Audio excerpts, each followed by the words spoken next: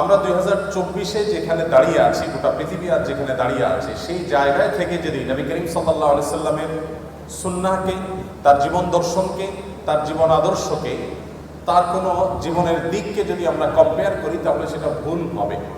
কারণ আজকের পৃথিবীতে অনেক কিছু অনেক সহজ হয়েছে, যেটা 1400 বছর আগের পৃথিবীতে ছিল না।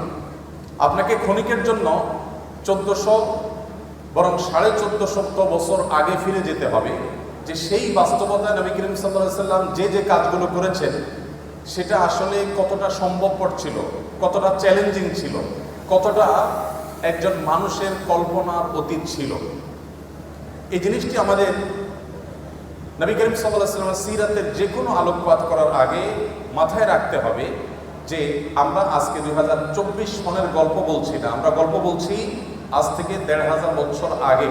যেমন ধরুন জ্ঞানের কথা বলি আমরা, এখন জ্ঞানের জন্য গুরুত্ব নিয়ে খুব বেশি ওয়াজ, নসিহত, লেকচার, বক্তব্য দেওয়ার প্রয়োজন হয় না।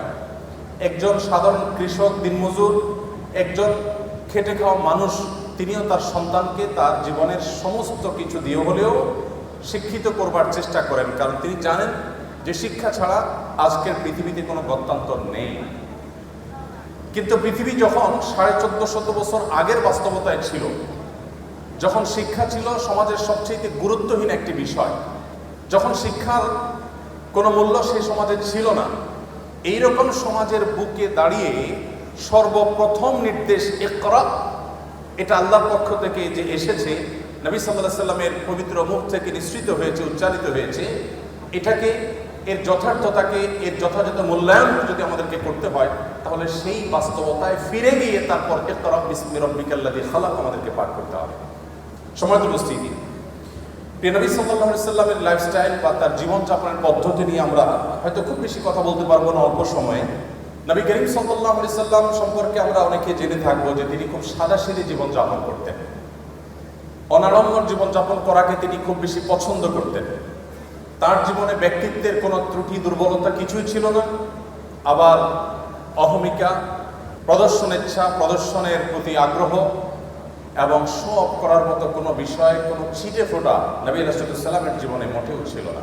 তিনি যখন চলাফেরা করতেন, কোথাও যেতেন, তার জীবনে ঘোড়ায় চড়ার ইতিহাস যেমন ছিল, অভিজাত বাহন তখনকার যুগের ওটে চড়ার অভ্যাস যেমন তার ছিল, ঠিক একইভাবে গাধায় চড়তেও তার কখনো দ্বিধা হতো না।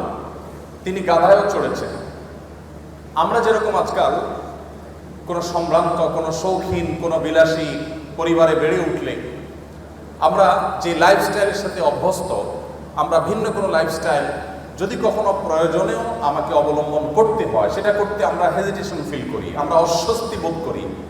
আমাদের নবী করিম সাল্লাল্লাহু আলাইহি সাল্লাম এমন ছিলেন যে তিনি উঠে যেমন চড়তে স্বাচ্ছন্দ্য বোধ করতেন, ঘোড়ায় চড়তে যেরকম তার স্বাচ্ছন্দ্য হতো, গাধায়, যেটা গরিব মানুষদের বাহন, সেটাতে চড়তেও তার কখনো অস্বাচ্ছন্দ্য বোধ হতো না। প্রিয় নবী সাল্লাল্লাহু আলাইহি সাল্লামের সাদাসিধে জীবনযাপনের যে চিত্র, এটা তার খাদ্য থেকে নিয়ে তার শোয়া, তার উঠা বসা, তার কথাবার্তা, তার জীবনের প্রত্যেকটা স্তরে স্তরে আমরা দেখতে পাবো। একটি ঘটনা আপনারা অনেকে হয়তো শুনে থাকবেন। মদিনায় একবার বাহির থেকে একজন আগন্তুক এলেন। প্রিয় নবী সাল্লাল্লাহু আলাইহি সাল্লাম সাহাবীদের মধ্যে বেষ্টিত হয়েছিলেন, তাদের সাথে বসেছিলেন অনেকটা আসরের মতো গোলাকার হয়ে। বাহির থেকে আসা লোকটি জিজ্ঞাসা করলেন, তিনি প্রথমে বের করার চেষ্টা করলেন যে যার কাছে আমি এসেছি, যিনি আল্লাহর নবী এবং রাসূল হিসেবে আবির্ভূত হয়েছেন, তার নাম মুহাম্মদ, লোকটি কে? সে আগন্তুক প্রথমে অনেক চেষ্টা করেও উপস্থিত লোকদের মধ্য থেকে মুহাম্মদ সাল্লাল্লাহু আলাইহি সাল্লাম কে সেটাকে তিনি বের করতে পারলেন না। তাকে কোনোভাবে যখন তিনি চিহ্নিত করতে পারলেন না, তখন লোকটি জিজ্ঞাসা করলেন, মান ফিকুম মুহাম্মদ। তিনি উপস্থিত লোকদেরকে বললেন যে তোমাদের মধ্যে মুহাম্মদ লোকটি কে আসলে? আমরা এবার আমাদের সমাজের বাস্তবতার সাথে একটু মিলাই, যে আমাদের সমাজে কোনো নেতা, কোনো অনুসরণীয় ব্যক্তিত্ব, কোনো প্রভাবশালী, কোনো গুরুত্বপূর্ণ চেয়ারে বসা মানুষ, তিনি যদি তার অধীনস্থদের সাথে বসে থাকেন অথবা অধীনস্থদের সাথে নিয়ে রাস্তায় চলাফেরা করেন, তাহলে তার বডি ল্যাঙ্গুয়েজ, তার চলাফেরার স্টাইল, তার পোশাক, তার গেট আপ, তার চেয়ার, তার কথা বলার ধরন, এগুলো দেখে তাকে অন্যদের থেকে আলাদা করতে, কে নেতা আর কে অনুসারী, এটা আলাদা করতে কি আমাদের আজকের বাস্তবতায় কোনো কষ্ট হয় বা হবে? কোনো রাজনৈতিক নেতার কথা বলেন, কোনো গুরুত্বপূর্ণ পদে থাকা মানুষের কথা বলেন, তার লাইফস্টাইল, তার গেটআপ, তার কথাবার্তা, তার পোশাক আশাক, তার উঠা বসা, তার হাবভাব দেখেই যে কেউ ধরে নিতে পারবে যে উনি নেতা আর তারা অনুসারী। প্রিয় নবী সাল্লাল্লাহু আলাইহি সাল্লাম এতটা সাদামাঠা জীবন যাপন করতেন, এতটা বিনয়ী থাকতেন যে সাহাবীদের সঙ্গে যখন তিনি বসে থাকতেন, বাহির থেকে আসা মানুষ আলাদা করে তার নাম জিজ্ঞেস করে তাকে বের করতে হতো।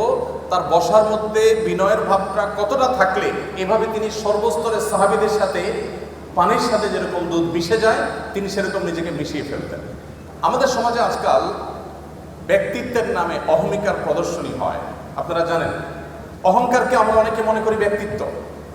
প্রিয় নবী সাল্লাল্লাহু আলাইহি সাল্লামের ব্যক্তিত্বের যে চূড়ান্ত শেখরে তিনি উন্নীত ছিলেন, সেই ব্যক্তিত্বের অধিকারে পৃথিবীতে আরেকটা মানুষের জন্ম হবে না। আমরা তার ব্যক্তিত্ব নিয়ে যদি আলোকপাত করি, হয়তো অনেকগুলো দৃষ্টান্ত আমরা দেখাতে পারবো যে ব্যক্তিত্ব কতখানি ছিল, কতভাবে তার জীবনও ছিল, কিন্তু তার সেই ব্যক্তিত্ব আজকের তথাকথিত ব্যক্তিত্বের মতো অহমিকা, অহংকার মিশ্রিত ব্যক্তিত্ব ছিল না। আজ আমরা আমাদের অধীনস্থদের অধিকারের ব্যাপারে অনেকে অনেক কথা বলি। আমরা শ্রমিকদের অধিকারের কথা বলি, আমরা গৃহকর্মীদের অধিকারের কথা বলি, আমরা অনেক দুর্বল মানুষদের অধিকার নিয়ে কথা বলি। আর প্রিয় নবী সাল্লাল্লাহু আলাইহি ওয়াসাল্লাম সে সমস্ত দুর্বল মানুষদের ব্যাপারে বলতেন, ইখওয়ানুকুম খাওয়ালুকুম, তোমাদের অধীনস্থ যে ভাই ব্রাদাররা আছে তারা তোমাদের ভাইয়ের মতো, অধীনস্থ মানুষগুলো যারা আছে তারা তোমাদের ভাইয়ের মতো। আল্লাহ তাআলা জাআলাহুমুল্লাহু তাহতা আইদিকুম, আল্লাহ তাআলা তাদেরকে তোমাদের অধীনস্থ করে দিয়েছেন। অতএব তোমরা যা নিজেরা খাও তাদেরকে তা খাওয়াও, তোমরা যা পরিধান করো তাদেরকে তা পরিধান করাও। আজও পৃথিবীতে এমন কোনো মানুষ হয়তো দেখা কঠিন হবে, এমন কোনো মানুষ হয়তো খুঁজে পাওয়া কঠিন হবে যে মানুষ তার অধীনস্থ কর্মী এবং তার গায়ের পোশাক একই রকমের হতে পছন্দ করে। নবী করিম সাল্লাল্লাহু আলাইহি ওয়াসাল্লাম সেটা করতেন। অর্থাৎ তার বিনয় এবং তার ব্যক্তিত্ব, এই দুটির কোনোটির মধ্যে কখনো এরকম কোনো গ্যাপ থাকতো না যে সেখানে কোনো প্রকার অহমিকা প্রদর্শন হতে পারে, অহমিকা প্রবেশ করতে পারে। নবী করিম সাল্লাল্লাহু আলাইহি ওয়াসাল্লাম তিনি শুধুমাত্র সমাজের অভিজাত শ্রেণীর মানুষের সাথে বন্ধুতা করতেন না। আমাদের গুরুত্বপূর্ণ পদে থাকা মানুষগুলো, তাদের বন্ধুত্বের যে লেয়ার থাকে, শ্রেণী থাকে, সে মানুষগুলো থাকে সমাজের এলিট। একজন মন্ত্রী, একজন সংসদ সদস্য, একজন গুরুত্বপূর্ণ পদাধিকারী ব্যক্তি, তিনি তার বন্ধু বান্ধবের যে সার্কেল গড়ে তোলেন তারা তার ক্লাসের হয়ে থাকে। সাধারণত সমাজের যারা সাধারণ মানুষ থাকেন, এই মানুষগুলো এই তথাকথিত বড় বড় মানুষদের বন্ধু হওয়ার সুযোগ সাধারণত পায় না। মুহাম্মদ সাল্লাল্লাহু আলাইহি ওয়াসাল্লাম সেই মানুষ ছিলেন যে তার বন্ধুত্বের তালিকার মধ্যে যাদের নাম খুব জোরে সোরে চলে আসে তাদের মধ্যে একজন ছিলেন আবু যর গিফারী রাদিয়াল্লাহু তাআলা আনহু, যিনি নবী সাল্লাল্লাহু আলাইহি ওয়াসাল্লামকে তার খলিল, তার ঘনিষ্ঠ বন্ধু, পরম বন্ধু হিসাবে যিনি পরিচয় দিতেন। আপনারা জানেন বেলাল হাবশী রাদিয়াল্লাহু তাআলা আনহু, যিনি বাহির থেকে এসেছেন। আরবের মানুষদের মধ্যে যে বাহিরের মানুষদের প্রতি এক ধরনের মানসিকতা তাদের আছে, যে মানসিকতাটা সমালোচনাযোগ্য, বেশিরভাগ আরবের মানুষের মধ্যে সেই মানসিকতা আছে। আপনারা জানেন তারা বাহিরের মানুষদেরকে অনেকটা মানুষ মনেই করে না। এই রেসিজম তাদের মধ্যে খুব ভয়াবহ আকারে তখন ছিল। সেজন্য নবী করিম সাল্লাল্লাহু আলাইহি ওয়াসাল্লাম সেই ভেদাভেদ তুলে দিয়েছেন এবং তিনি বেলাল হাবশী রাদিয়াল্লাহু তাআলা আনহু, যিনি ইথিওপিয়া থেকে এসেছেন, ইথিওপিয়া থেকে আসা একজন নিগ্রো সাহাবীকে পরম আপন করে নিয়েছেন তা নয়, বন্ধু করে নিয়েছেন তা নয়, তার মুয়াজ্জিন হিসাবে নিয়োগ দিয়েছেন। নবী সাল্লাল্লাহু আলাইহি ওয়াসাল্লামের পরে মসজিদে যার পদ সবচেয়ে গুরুত্বপূর্ণ, সেই ব্যক্তি একজন আজাদকৃত কৃতদাস, বাহির থেকে আসা মানুষ এবং গায়ের রং যার কালো। নবী করিম সাল্লাল্লাহু আলাইহি ওয়াসাল্লামের বন্ধুদের তালিকায় এরকম আরো অনেকে ছিলেন, যার দৃষ্টান্ত দিতে গেলে হয়তো অনেকের নাম আমরা আনতে পারব। তার যে জীবন যাপনের পদ্ধতি ছিল, তার যে লাইফস্টাইল ছিল, সেখানে আমরা দেখতে পাই তিনি মুচকি হাসতেন, অট্টহাসি সাধারণত দিতেন না। ব্যক্তিত্বের পরিপন্থী হাসি তিনি কখনো দিতেন না, তবে আবার ভাবগাম্ভীর্যটা এত বেশি ছিল না, যার কারণে তিনি স্বাভাবিক যে হাসি, স্বাভাবিক যে হাস্যরস, স্বাভাবিক যে বিনোদন, এগুলো কোনোটির কোনো ঘাটতি তার মধ্যে ছিল না, বরং তিনি মুচকি হাসি দিতেন এবং সাহাবীদেরকেও কোনো হাসির কথা বললেন তিনি হাসতেন। আবার তিনিও এমন কথা বলতেন যেটাতে সাহাবীরা অনেক সময় হেসে উঠেন। কিন্তু সেই হাসিটা কখনো অট্ট হাসি ছিল না, দৃষ্টিকটু হাসির পর্যায়ে ছিল না। নবী করিম সাল্লাল্লাহু আলাইহি সাল্লামের যে বাসা ছিল, সে বাসা ছিল এতটাই সাদাসিধে, এতটাই সাদামাটা যে আম্মা জান আয়েশা রাদিয়াল্লাহু আনহা, একটা হাদিস সহিহ বুখারীতে বর্ণিত হয়েছে, তিনি বলেছেন যে আমরা যে ঘরে আমাদের যে শোবার ঘর ছিল সেটা এতটাই ছোট ছিল যে রাতে নবী করিম সাল্লাল্লাহু আলাইহি সাল্লাম যখন তাহাজ্জুদের জন্য দাঁড়িয়ে তাহাজ্জুদের নামাজ পড়তেন, তখন তিনি দাঁড়ানো অবস্থায় আমি পা লম্বা করে ঘুমোতে পারতাম, শুইতে পারতাম।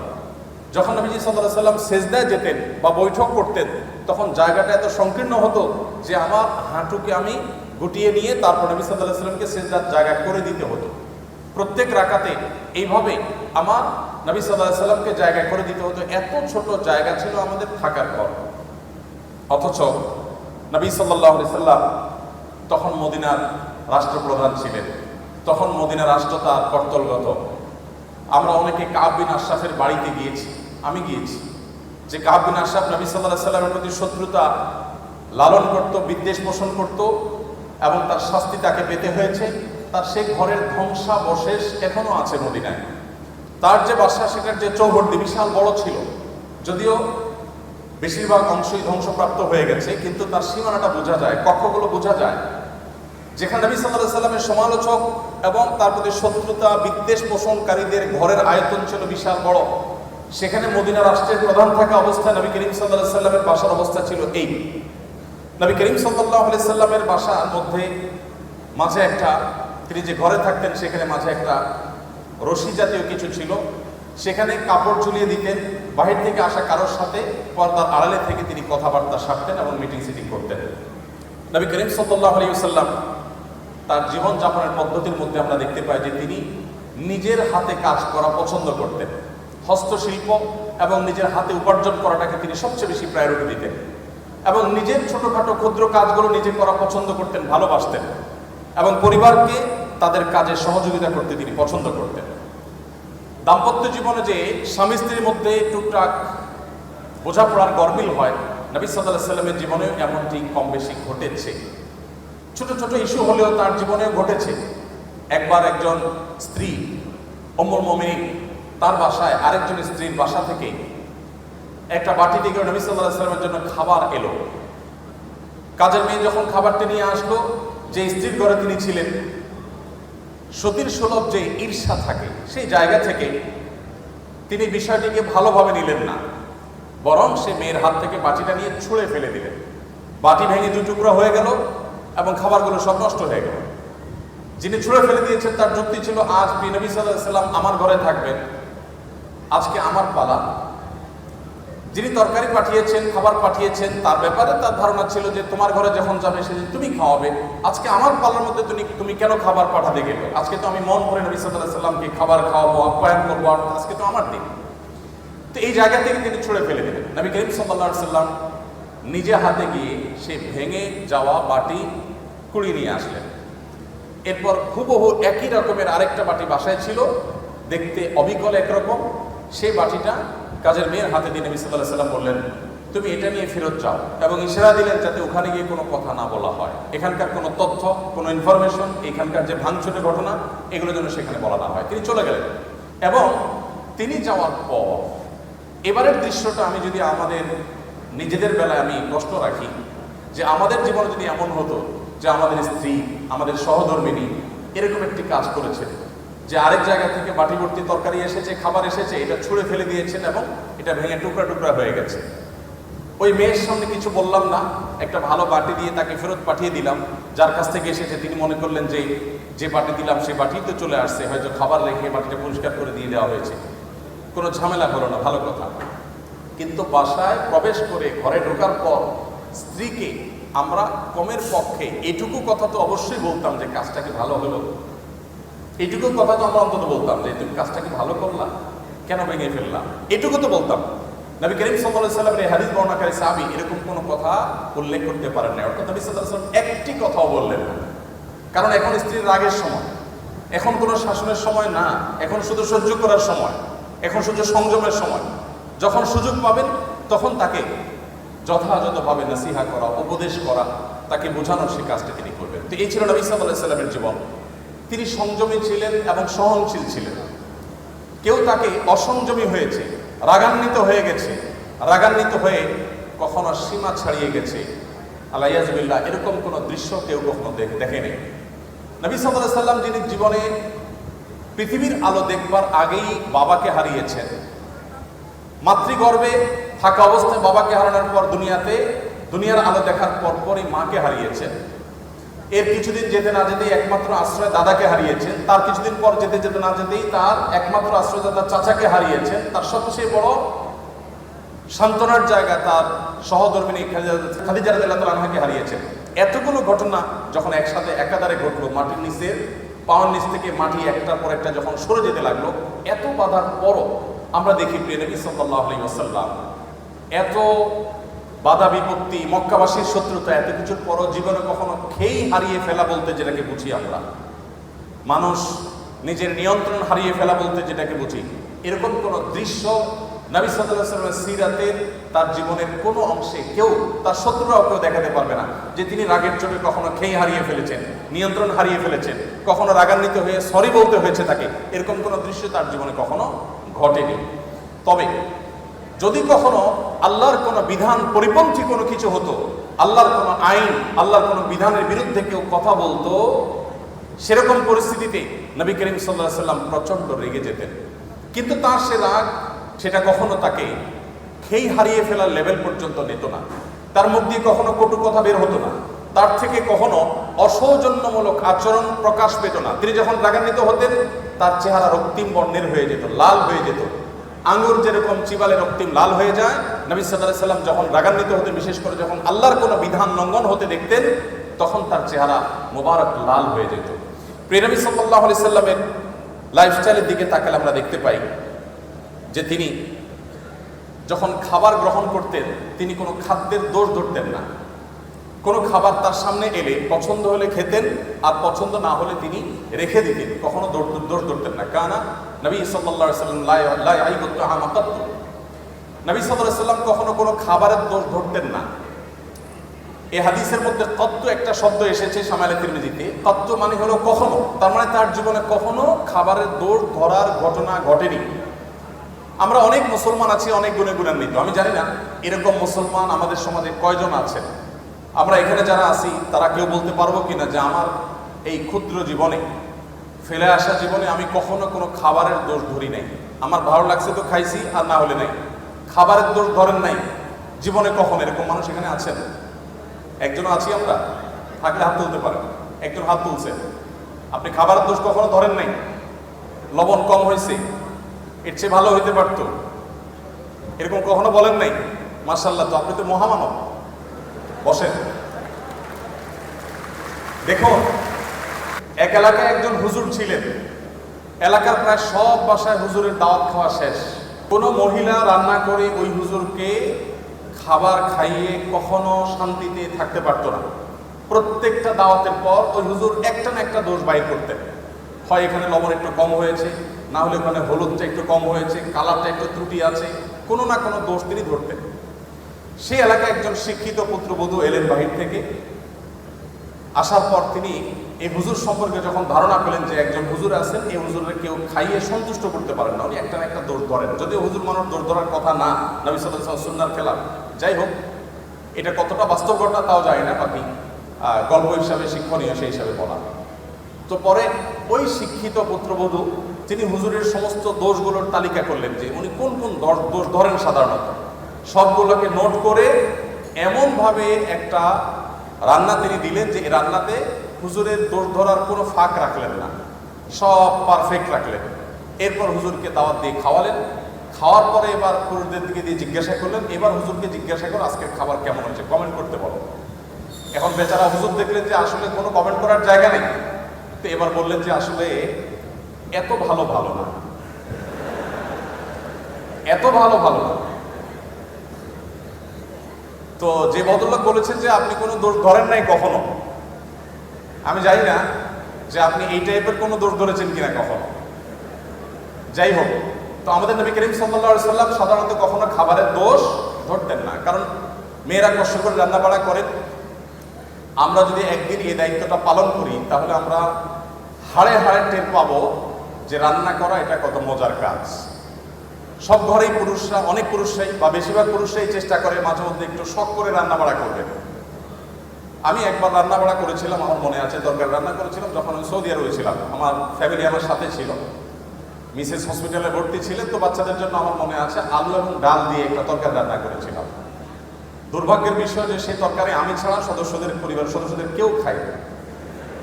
বহুত ফজিলত বর্ণনা করলাম, বহুত বোঝানোর চেষ্টা করলাম, বাচ্চারা কেউ সেটা ছুঁয়েও দেখেনি, তারা জাস্ট উপহাস করে ছেড়ে দিয়েছে। অথচ সে আলু আর ডাল রান্না করতে যে পরিমাণ কষ্ট আমার গেছে, যে পরিমাণ ঘাম আমার ঝরেছে, যে পরিমাণ পেরেশানি আমার হয়েছে, সেটা আমি বলে তাদেরকে বোঝাতে পারতাম না। তো আমরা যারা কথায় কথায় খাবারের দোষ ধরি, আমাদের নবী সাল্লাল্লাহু আলাইহি ওয়াসাল্লামের এই সুন্নাত থেকে শিক্ষা নেওয়া উচিত যে মা বোনদের, আমাদের স্ত্রীদের, মহিলাদের খাবার যদি কখনো পছন্দ হয় আমরা খেলাম, আর অপছন্দ না হলে আমি খেতে চাচ্ছি না, অপারগতা প্রকাশ করলাম, আমরা দোষ ধরবো না। কঠিন, কিন্তু এই কাজটা আমাদেরকে করতে হবে যদি আমাদেরকে আদর্শ মুসলমান হতে হয়। আল্লাহ আমাদের সবাইকে সেই তৌফিক দান করুন। তো নবী করিম সাল্লাল্লাহু আলাইহি ওয়াসাল্লাম তিনি খাবারের কখনো দোষ ধরতেন না, আর খাবার খুব কম পরিমাণে খেতেন। অনেক সুন্নাত আমল করা যায়, এই সুন্নাতের আমলটা অনেক কঠিন। খাবারের পরে মিষ্টি খাওয়া সুন্নাত, এরকম একটা কথা আমাদের সমাজে প্রচলিত আছে, যদিও এর কোনো ভিত্তি নেই। আমরা নিজেদের প্রয়োজনে খাবারের পরে ডেজার্ট খেতে ভালো লাগে, সেজন্য আমরা হাদিস বানিয়ে নিয়েছি যে খাবারের পরে মিষ্টি খাওয়া সুন্নাত। নবী করিম সাল্লাল্লাহু আলাইহি ওয়াসাল্লাম মিষ্টান্ন পছন্দ করতেন, মিষ্টি জাতীয় খাবার তিনি পছন্দ করতেন। এর মানে এই না যে যে কোনো খাবারের পরে আলাদা করে মিষ্টির জন্য তিনি ডেজার্টের অপশন রাখার জন্য বলতেন। আগে হতে পারে, পরে হতে পারে, মাঝে হতে পারে, মিষ্টি তিনি পছন্দ করতেন, সেটা ভিন্ন কথা। বাট খাবারের পরে মিষ্টি খেতে হবে আলাদা করে, এরকম কোনো কথা কোনো হাদিস দ্বারা প্রমাণিত হয় না। তো নবী করিম সাল্লাল্লাহু আলাইহি ওয়াসাল্লাম তিনি খাবার খেতেন পরিমাণে অনেক কম। আপনারা জানেন যে তার সুস্পষ্ট হাদিস রয়েছে, নির্দিষ্ট রয়েছে। তিনি বলেছেন আমাদের স্টমাককে 3 ভাগের 1 ভাগকে সলিড খাবার দিয়ে, আরেক ভাগকে পানীয় দিয়ে পরিপূর্ণ করতে, আরেক ভাগকে তিনি খালি রাখতে বলেছেন, এবং এটা আমাদের সুস্থ থাকতে সহায়ক ভূমিকা পালন করে। নবী সাল্লাল্লাহু আলাইহি ওয়াসাল্লামের এই সুন্নাহ লাইফস্টাইলের এই সুন্নাত গুরুত্ব আজকাল আলহামদুলিল্লাহ ওয়াজ করে বোঝানোর প্রয়োজন হয় না, বরং এই সুন্নাহর গুরুত্ব আমাদের সমাজে অনেকেই খুব সুন্দরভাবে বুঝতে পারেন। দেখুন, নবী করিম সাল্লাল্লাহু আলাইহি ওয়াসাল্লাম তার এই সুন্নাহ, এখন ডাক্তাররা আমাদেরকে বলেন যে পেট পুরে খাওয়া যাবে না, ওয়াটার ফাস্টিং করতে হবে, ইত্যাদি ইত্যাদি। তো তার এই সুন্নাহ লাইফস্টাইলের যে উপকারিতা আছে, স্বাস্থ্যগত উপকারিতা আছে, সেগুলো আমার মনে হয় না যে আর বলার কোনো অপেক্ষা রাখে। নবী করিম সাল্লাল্লাহু আলাইহি ওয়াসাল্লামের এই সুন্নাহটির আমল আমরা মুসলমানদের চাইতে দুঃখজনক হলেও সত্য অমুসলমানদের মধ্যে বেশি দেখি। আমরা মুসলমানরা যতটা উদরপূর্ণ করে খেতে পছন্দ করি, বিশেষ করে বাংলাদেশের মানুষ আমরা যতটা উদরপূর্ণ করে খেতে পছন্দ করি, পৃথিবীর অনেক উন্নত দেশ আছে, সে দেশের মানুষরা আমাদের মতো এইভাবে গলা পর্যন্ত খেতে সাধারণত পছন্দ করে না। নবী করিম সাল্লাল্লাহু আলাইহি ওয়াসাল্লামের লাইফস্টাইলের মধ্যে আমরা দেখি, তার জীবনযাপনের পদ্ধতি দেখি যে তিনি এশার নামাজের পরপর শুয়ে যেতেন। কারণ নবী সাল্লাল্লাহু আলাইহি ওয়াসাল্লাম লা ইয়ানামু ক্বাবলা আল-ইশা, নবী সাল্লাল্লাহু আলাইহি ওয়াসাল্লাম এশার আগে ঘুমাতে অপছন্দ করতেন, এবং এশার পরে কথাবার্তা বলাটাকে অপছন্দ করতেন। নাহার নবী সাল্লাল্লাহু আলাইহি ওয়াসাল্লাম আনিস সামরি বাদা আয়েশা, আমাদের আয়েশা বলেছেন এশার পরে জেগে থাকা, কথাবার্তা বলা, আড্ডা দেওয়া, এটা নবী সাল্লাল্লাহু আলাইহি ওয়াসাল্লাম একেবারে অপছন্দ করতেন। আপনারা দেখবেন পৃথিবীর যে সমস্ত দেশগুলো এগিয়ে গেছে, যাদেরকে আমরা উন্নত বলি, সেরকম দেশগুলোর প্রায় সব দেশগুলোর একটা কমন কালচার হলো তারা দেখবেন রাতে সন্ধ্যার পরপর শুয়ে পড়ে এবং ভোরে তারা উঠে কাজে চলে যায়। আমি যে সমস্ত দেশে যাওয়ার সুযোগ হয়েছে তার সবগুলো দেশে আমি একই চিত্র দেখেছি, ভিন্ন কোনো চিত্র দেখিনি। দুর্ভাগ্যজনক বিষয় যে আমরা বাংলাদেশ শুধু নয়, সমস্ত মুসলিম দেশগুলো, যতগুলো মুসলিম দেশে আমার যাওয়ার সুযোগ হয়েছে, সমস্ত মধ্যপ্রাচ্যের সব দেশগুলোতে প্রায় আমাদের লাইফস্টাইলটা হলো নবী সাল্লাল্লাহু আলাইহি ওয়াসাল্লামের এই হাদিসের এবং এই সুন্নাহর সম্পূর্ণ ব্যতিক্রম বা উল্টো। আপনি দেখবেন আমাদের দেশের কথা যদি বলি, টেলিভিশন চ্যানেলগুলোর সবচাইতে হট এবং সবচাইতে গুরুত্বপূর্ণ প্রোগ্রামগুলো সব থাকে রাত 9টা, 10টা, 11টা এই সময়টা, সবচাইতে পিক টাইম, যেটা আমাদের আসলে ঘুমের টাইম হওয়ার কথা ছিল। আমাদের ঢাকা শহর এমনি জ্যামের শহর, কেউ যদি ঢাকা শহরের জ্যামের একেবারে পিক আওয়ার দেখতে চায়, তাহলে তাকে ঢাকা শহরে অফিস টাইমের শুরুর দিকে যেরকম দেখতে আসতে হবে, আবার সন্ধ্যার পর থেকে তাকে ঢাকা শহরে প্রবেশ করতে হবে, তাহলে সে জ্যামের পিক আওয়ার দেখতে পাবে। আপনি উন্নত অনেক দেশে গেলে দেখবেন যে সে সমস্ত দেশে সন্ধ্যার পর থেকে রাস্তাঘাট ফাঁকা হতে থাকে, রাত 9টা 10টা হয়ে গেলে রাস্তাঘাটে কোনো গাড়ি খুঁজে পাওয়া যায় না, সবাই ঘুমিয়ে পড়ে। তো নবী সাল্লাল্লাহু আলাইহি সাল্লামের এই সুন্নাহকে তারা ফলো করেছেন, জেনে হোক না জেনে হোক, বুঝে হোক না বুঝে হোক, তার সুফল তারা পাচ্ছেন। আর আমরা ফলো না করে আমরা তার কুফল ভোগ করতে হচ্ছে। বাংলাদেশের যে হেফজোখানা মাদ্রাসাগুলো আছে, এই মাদ্রাসাগুলোর যে সাফল্য মূলধারা মিডিয়াতে সেগুলো কখনো উঠে আসে না। কিন্তু আপনারা জানেন যে পৃথিবীর 100, 110, 20টি দেশের সাথে কম্পিটিশন করে আমাদের মাদ্রাসা, আমাদের দেশের হেফজোখানার ছাত্ররা তারা প্রথম, দ্বিতীয়, তৃতীয় স্থান অর্জন করে তারপর দেশে ফিরে আসে। তাদেরকে মূল্যায়ন করা হয় না যদিও, কিন্তু আমরা জানি যে তারা রাষ্ট্রের তেমন কোনো সুযোগ সুবিধা একেবারেই পায় না। তারপরও এই কোণঠাসময় পরিস্থিতির মধ্যে থেকে তারা গোটা বিশ্বের 100-150 দেশকে পেছনে ফেলে তারা প্রথম, দ্বিতীয়, তৃতীয় স্থান প্রায় প্রতি বছর অর্জন করে আমাদের ছেলেরা দেশে ফিরে আসে। এই যে আমাদের দেশে হেফজোখানাগুলোর যে সাকসেস, তাদের যে সাফল্য, এটার রহস্য কি, সিক্রেট কি?